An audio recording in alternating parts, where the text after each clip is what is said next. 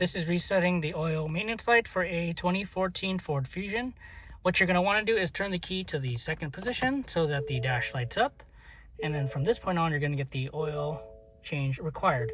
You're going to use these buttons right here, these 4 arrows and the OK. You're going to hit OK. When you go from here, you're going to go into settings. OK. From settings, my vehicle or vehicle. Oil life reset, and then now you can change it to set to 100, 90, 80, whatever you want, and then you're going to hold OK on the one you want to select. So you hold it, it's going to say resetting, and then that should be it. Start the vehicle up.